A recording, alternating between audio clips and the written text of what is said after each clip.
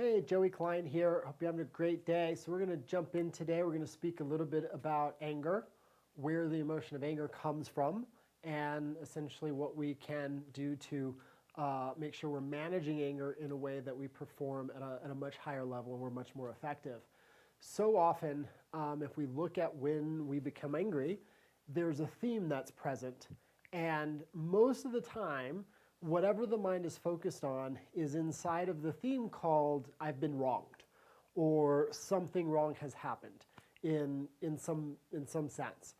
And so when we have the focus on that we've been wronged and the way in which we've been wronged, the byproduct of that is the mind goes to a place of essentially righteousness, the positioning of why I'm correct and the other person is wrong, or why I'm correct and the world disposition is wrong, or the political disposition is wrong, or whatever the space is that I happen to be focused on at the time. And it can be something very little, right? Like I've waited too long for my food and therefore I'm angry and I've been wronged, right? Like because too much time has passed, or I didn't get my thing quick enough, or the order was wrong. Like it can be these sort of, things that seem like they're irrelevant when we break it down practically. But if we look at how we respond with anger, it's never proportionate. It's never like, oh, this is a little offense called they put the wrong sauce on my food, or they put cheese on my burger and I said no cheese, or whatever it might be. Like those things seem like they should not anger us because there's probably not a moral injustice tied to the fact that our order was incorrect, right? They brought us somebody else's order, or a mistake happened, okay? But when we look at the emotional response or reaction to things that are insignificant in that manner, anger is the same as if there's something more significant that occurred, like somebody stole from you, right? You come home and your house got broken into, and a lot of people's response to those situations is anger, right? I've been wronged. And I'm not saying that if something egregious happens, like your house gets broken into, or somebody does a deal with you in bad faith and takes advantage in a way they shouldn't, or somebody does something unkind or hurtful to a family member or something like this, that anger is not an appropriate response. Like it's okay to feel angry, and it's okay that anger is an appropriate response to certain life situations that occur. But in another sense, there's a lot of situations where anger is not necessarily the appropriate response. Like it doesn't really make sense that we're angry in those circumstances. And the point of the comparison is just to help to demonstrate that it's the way we're viewing a situation, it's our perception of what's happening that has us go to becoming angry, not so much the things that are occurring. And so when we have situations where it's reasonable to feel angry, if we were to take a different stance or position, a person could look at the exact same circumstance and feel grateful that everybody's okay, or have compassion for somebody's hardship, or something of that nature, right? And so it's like, what's the difference between somebody who lives with anger and somebody who lives with compassion and acceptance and a sense of forgiveness or gratitude for life? Is the way they choose to focus on the things that are happening in their life. And so again, what I'm sharing with you is not to say that it's not okay to feel angry. Like if you're a human being, you're going to feel angry sometimes, but there's a point where it's going to serve us better to be able to let go of the anger that we're feeling when we're ready to commit to that process, when we're ready to make that decision. Because a lot of times we hold anger for people that are no longer in our life. Like maybe you had a divorce or a separation, and for a time you blamed your significant other for the way you're feeling, and that your life changed and they betrayed your agreement with each other or your vows and things like this. And so can we expect that it's normal to feel angry for a few days or weeks or maybe months? Like sure, like we could say that that's a reasonable response to feel angry to a situation like that. But I've trained so many people, especially in my programs and in my in-person trainings and seminars, where somebody's holding an anger and a rage and they're saying that so-and-so ruined their life and the divorce or the separation happened 2 decades ago. And so at some point, maybe that anger is no longer reasonable as it pertains to the event that happened. Like if you're deciding that the circumstances of your life and the circumstances you're living out today, 20 years after something happens, is somebody else's fault or the fault of a situation, that's less likely, than if you're answering to what just occurred, the next day or the week after it occurs. The point is, I'm not, here to tell you whether you should feel angry or not. Like that's your decision, that's your choice. Again, it's okay to feel angry. It's important that we acknowledge when we feel angry and we're aware it's there and allow that emotion to be present at times. But at the same point, if you're waking up angry every single day of your life, that's a very challenging life. That's a difficult life for you to live through, for me to live through, when I was one day caught there. And so for me, the reason I want to give you this training or this teaching and some tactics on how to manage this is so that you don't have to wake up and suffer inside of feeling angry day after day if you're ready to move beyond it, if you're ready to change it. And so again, there's nothing wrong with feeling angry, but when we're ready to create a different experience of life, it's possible. And in order to feel angry, we have to hold on to the idea that we or someone we care about or the world has been wronged in some way, and therefore your view or our perception of reality is right and the correct way. And that's why righteousness and anger, they just go hand in hand. Somebody is always wrong when we are right, and anger is the fuel to that fire, so to speak. And so if we start to pay attention, we can be in this space of whatever's happening and choose, and if we're willing, to let go of the idea that it's wrong, right?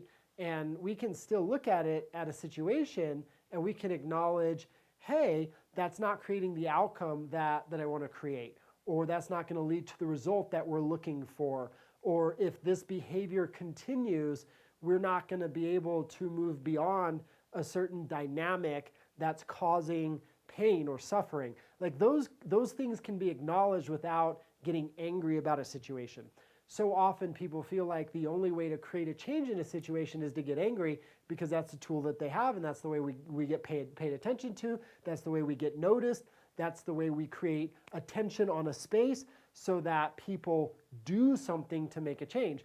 But it's not the only way to create attention and to propagate change, and it tends to be the least effective way to get attention and propagate change. Because if we can, engage most situations, whether it's with your significant other and your spouse or your children or a friend or your business colleagues or a competitor or a customer that you're managing on a day-to-day basis or something that happens in your family, you're much more likely to be able to come to a resolution, create understanding, and produce the outcome that you really want to create for yourself and the people you care about if you can engage that situation with a sense of understanding and a sense of compassion and a sense of acceptance and a sense of feeling calm and at peace, because you're going to be able to think much more effectively. When we feel angry, we immediately go into a defensive posture, or we want to fight, right? Fight or flight. And if we're fighting or we're running away from somebody with some way, we're not going to be very good at producing the outcomes results we want, because that requires the brain's capacity for critical thinking and creative thinking and a bit of intuition. And when we're angry, the fight or flight mechanisms that are active in the brain, those shut off the prefrontal cortex and the areas of reason in the brain, responsible for critical thinking, creative thinking, and intuition, which we have access to when we feel inspired, or we feel compassion, or we feel gratitude, or we feel acceptance, or we feel, a sense of calm or peace. We're able to think through things differently. And so whenever anger shows up, just pay attention. Like, how am I focusing on the situation such that I feel like I've been wronged in some way? And again, I'm not saying that doesn't mean something hasn't occurred that's not ideal or that may be unacceptable. The point is, we don't have to face those situations with anger. We can learn some different tactics. We can develop some other tools. And so when we feel angry, instead of lashing out or immediately going to I'm wrong and they're correct, a question can be very helpful for making a transition, which is, hey, what is my opinion and perception here? What is the other's opinion and perception here? And that will tend to help the creative thinking process so that we can move toward feeling a sense of acceptance and a sense of compassion, a sense of calm and peace, and then we're able to move through different situations and create different outcomes. Whether it's something that seems very irrelevant, right? Something mundane like, oh, there's cheese on my burger and I asked for no cheese, or that took a little bit extra time to get my order than I thought, or somebody accidentally might have backed into you in a parking lot, right? And it's like I saw these people just lose their mind the other day. I was coming out of breakfast and somebody, just pulled out of their parking spot and didn't see the other person driving by, and very little fender bender happened, maybe a very small dent in the car, maybe even no damage to the car, and both people got out of the cars just going crazy on each other. It's like we could live every day that way in response to every little thing that happens, or you can get out of the car and have a different level of understanding. It was an accident. The person didn't see me. I could have, paid a little better attention. Hey, everything is okay. People all right. Let's see how we can get the car fixed and move throughout our day. Like there's so many options available when we don't become angry. If it's a more extenuating circumstance, right, something a bit more extreme, if we can go to, hey, what's my perception of this situation? What do I understand here? What's the other person's perception? What is their understanding there? That's going to be a lot more effective at kind of bringing the elements together and aligning it with the next question, which is, what's the outcome I want to create? And what I find is more often than not, human beings tend to want to produce the same outcome. The way they go about it might be different, or the way they think it should occur might be different. But at the end of the day, everybody wants to know love and peace and joy in their life. And when it comes to the realities or the outcomes we want to create, generally they're more aligned than they are disaligned. And if we can stop and ask the question, hey, what is my understanding here? What's my perception? Why am I coming from this place? And then ask the same question in regard to the other person. What's their understanding? What's their perception? Why are they coming from where they're coming from? This creates an understanding. Understanding tends to lead to compassion. That tends to lead to a form of acceptance, and that leads to a sense of love in a universal sense, right? We don't always have to agree with each other or a situation to have a sense of love and compassion for our fellow human being, for our fellow man or woman, so to speak. And when we can come to situations with that energy, we're much more likely to produce the result that we really want for ourselves. We're definitely going to have a better day if we can wake up to that sense of love, acceptance, understanding, and compassion. I'd much rather live that day than pissed off all day, right? And I'm much more likely to have the impact and sort of create the influence in the lives of the people that I love and that I care about, and people I don't even know if I'm coming from that place than if I'm upset and reacting or lashing out in that way. And so again, okay to feel angry, but when you're ready to shift or change that, working to come from a place of understanding and practicing that is going to make you much more effective at creating an inner experience of life that you want to have, and also producing the results of life that you and others aspire to. And so remember those questions. What do I understand about this situation? What's my perception? And why is that my perception? Why am I seeing things this way? Where am I coming from? And then, ask the questions about the situation or the space that you're responding to anger with. Hey, what's their perception? What's their understanding? What's their why? Why are they coming from that place? What are they, where are they coming from? And then what's the outcome that I want to produce?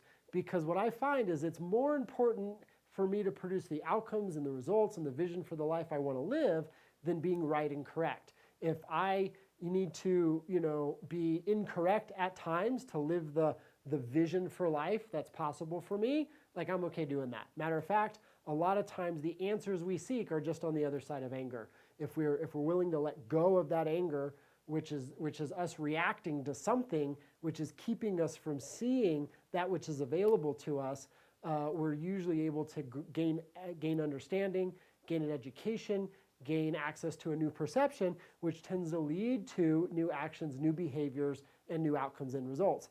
And again, not always easy to do, but with a little bit of training, a little bit of practice, we can get so very good at training, compassion, acceptance, understanding, which relates to a sense of peace and calm, as opposed to having that hair trigger to anger, which is at the end of the day going to have us want to fight and create conflict and agitation, which then again usually costs us the outcome and the result that we really want for ourselves and the experience of life that we could be living for ourselves.